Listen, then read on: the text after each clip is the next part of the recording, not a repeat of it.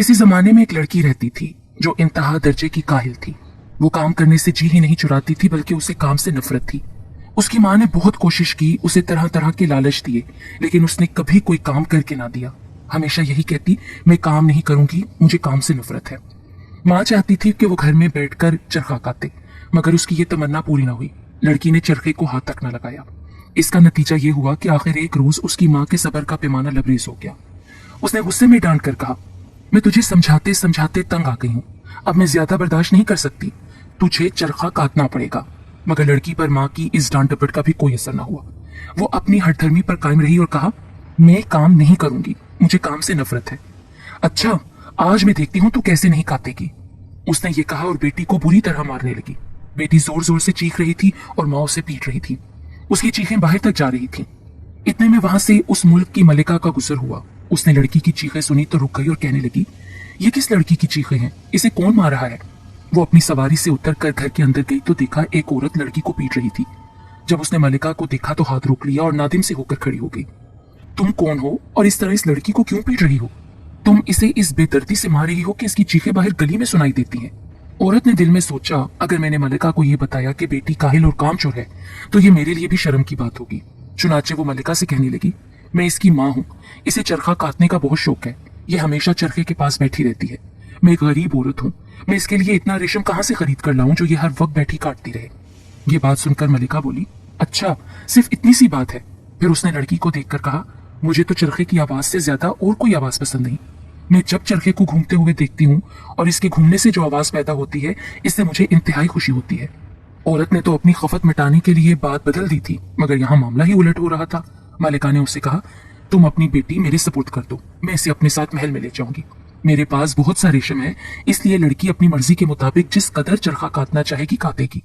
इसे मैं रेशम की कमी की शिकायत नहीं होने दूंगी।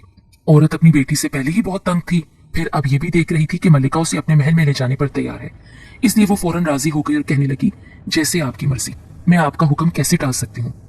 मलिका ने उसी वक्त लड़की को अपने साथ लिया और अपने महल में ले गई। वहां जाकर वो लड़की को महल की दूसरी मंजिल पर ले जाकर बोली, यहाँ 3 कमरे फर्श से छत तक आला किस्म के रेशम से भरे हुए हैं। तुम्हें रेशम कम या खत्म होने की शिकायत नहीं होगी। यहाँ बैठकर मेरे लिए रेशम काटो। उस वक्त लड़की की हालत देखने से ताल्लुक रखती थी। कहाँ तो वो चरखे को हाथ तक नहीं लगाती थी और कहाँ अब उसे इस कदर रेशम काटना पड़ गया था। परेशान सी होकर इधर उधर नजरें दौड़ाती रही कि मलिका ने उससे कहा, जब तुम ये सारा रेशम काट लोगी तो मैं अपने बड़े शहजादे से तुम्हारी शादी कर दूंगी। मैं तुम्हारी मुफलिसी को बुरा नहीं समझती, तुम मुसलसल मेहनत करने वाली लड़की हो, मैं समझूंगी यही तुम अपना जहेज लाई हो, मेरे लिए यही काफी है।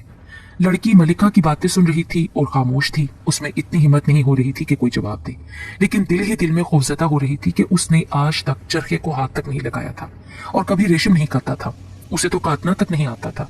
यही कुछ सोच सोच कर वो परेशान थी। सोच रही थी कि इस कदर रेशम तो मैं जिंदगी भर नहीं काट सकूंगी।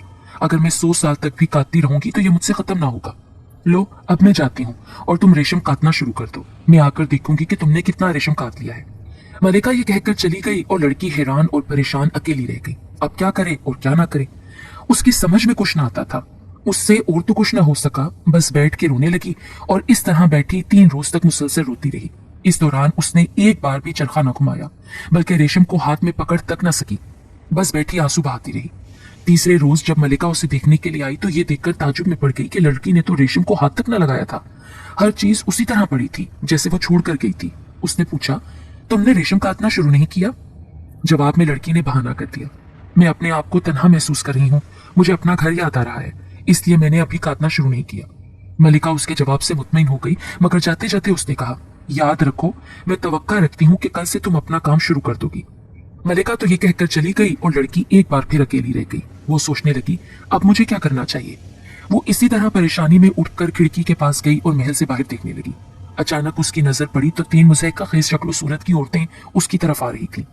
उनमें से एक का आगे को बढ़ा हुआ बहुत बड़ा पांव था, दूसरी का निचला होंठ इतना बड़ा था कि उसने औरत की ठोड़ी छुपा रखी थी और तीसरे के एक हाथ का अंगूठा बहुत बड़ा था। वो तीनों चलती हुई महल के करीब आई और खिड़की के नीचे खड़ी होकर ऊपर लड़की की जानिब देखने लगी। फिर उन्होंने उससे पूछा, क्या बात है, तुम इस कदर परेशान क्यों हो? जवाब में लड़की ने अपनी मुश्किल बयान की, जिस पर उन्होंने कहा, इस सिलसिले में हम तुम्हारी मदद कर सकती हैं। अगर ये बात है तो खुदा के लिए जल्दी करो, मैं बेहद परेशान हूँ, मगर हम ये काम एक शर्त पर करेंगी। वो शर्त क्या है? मुझे बताओ तो सही। शर्त यह है जब शहजादे से तुम्हारी शादी हो तो हमें भी मधु करना होगा, मगर इस तरह नहीं कि तुम हमें बुलाते हुए निदामत महसूस करो। हमें पूरी इज्जत से बुलाना होगा और तुम अपनी कजन कहकर हमारा तारुफ कराओगी। इसके अलावा हमें मेहमानों के साथ नहीं बल्कि अपने टेबल पर बिठाना होगा। इतनी बात कहकर तीनों ने लड़की की तरफ देखा और फिर बोली, अगर तुम्हें हमारी ये शर्त मंजूर है तो हम बहुत जल्द तुम्हारा रेशम काट देंगे। लड़की को भला और क्या चाहिए था, उसने जल्दी से कहा, मैं खुशी से तुम्हारी शर्त मानती हूँ, जैसा तुमने कहा है मैं ऐसे ही करूंगी। मैं तुमसे सच्चे दिल से वादा करती हूँ। अब तुम जल्दी से ऊपर आओ और रेशम काटने का काम फौरन शुरू कर दो। उसने उसी वक्त उन तीनों अजीबोगरीब औरतों को ऊपर बुला लिया। उनके लिए पहले कमरे में बैठने की जगह बनाई जहां वो तीनों बैठकर रेशम काटने लगी। उनका काटने का तरीका भी अनोखा था। पहली धागा निकालती और चरखा घुमाती, दूसरी धागे को थूक लगाकर गीला करती और तीसरी उंगलियों के झटके के साथ उसे टेबल पर मरोड़ती। और इस तरह हर बार खूबसूरती से काते हुए रेशम का एक गुच्छा फर्श पर गिर जाता। इस तरह देखते ही देखते वहां काते हुए रेशम के लच्छों का ढेर लग गया। इस दौरान में जब भी मलिका आती, लड़की जल्दी से उन तीनों औरतों को छुपा देती। फिर वो उसे काते हुए रेशम के लच्छों का ढेर दिखाती तो मलिका बहुत खुश होती। शाबाश, तुम बहुत मेहनती लड़की हो। वो उसकी तारीफ करती, मगर उसके साथ ही साथ हैरान भी होती कि ये सब कुछ इतनी जल्दी कैसे कर रही है। बहर सूरत वो इससे बेइंतहा खुश थी। जो ही पहले कमरे का रेशम खत्म हुआ, औरतों ने दूसरे कमरे का रेशम काटना शुरू कर दिया। उसे खत्म किया तो इसी तरह तीसरे कमरे का सारा रेशम भी काट दिया। जब तीनों कमरों का पूरा रेशम उन्होंने काट दिया तो लड़की से कहने लगी, अब हमें इजाजत दो, हम जाती हैं। तुम तीनों का बहुत बहुत शुक्रिया। तुमने मुझे बहुत बड़ी मुसीबत से निजात दिला दी। तुमने हमसे जो वादा किया है उसे ना भूलना। ये तुम्हारे लिए खुशकिस्मती की बात होगी। मुझे अपना वादा याद है, बेफिक्र हो, मैं अपनी शादी में तुम्हें जरूर बुलाऊंगी। लड़की के इतना कहने पर वो तीनों औरतें चली गईं। उधर जब मलिका आई तो उसने देखा तीनों कमरे जो रेशम के भरे हुए थे, अब वहां काते हुए लच्छों के ढेर लगे हुए थे। ये देखकर उसकी खुशी का ठिकाना न रहा। उसने लड़की की तारीफ करते हुए कहा, तुमने कमाल ही नहीं किया, मुझे हैरान भी कर दिया है। फौरन शहजादे से इसकी शादी की तैयारियां शुरू कर दी जाए। शहजादा भी ये जानकर खुश था कि उसकी शादी एक ऐसी लड़की से हो रही है जो होशियार भी है और बेइंतहा मेहनती भी है। वो भी लड़की की तारीफ कर रहा था और कह रहा था, मेरी होने वाली बीवी मेरी उम्मीदों से बढ़कर है।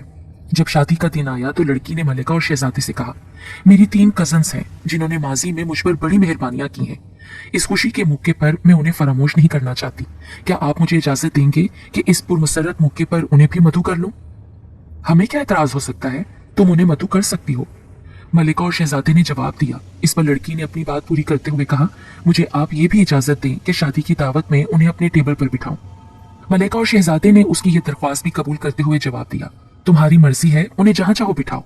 चुनाचे जब शादी की दावत शुरू हो रही थी तो 3 औरतें दाखिल हुई जिन्होंने इंतहाई शानदार और खूबसूरत लिबास पहने हुए थे। लड़की ने उन्हें आते देखा तो उठकर उनका इस्तकबाल किया। खुश आमदीद मेरी कजन, खुश आमदीद। जैसे ही शहजादी की उन पर नजर पड़ी, वो अपने आप पर काबू न रख सका और चीख कर बोला, तुमने इन बदसूरत औरतों को अपना दोस्त कैसे बना लिया?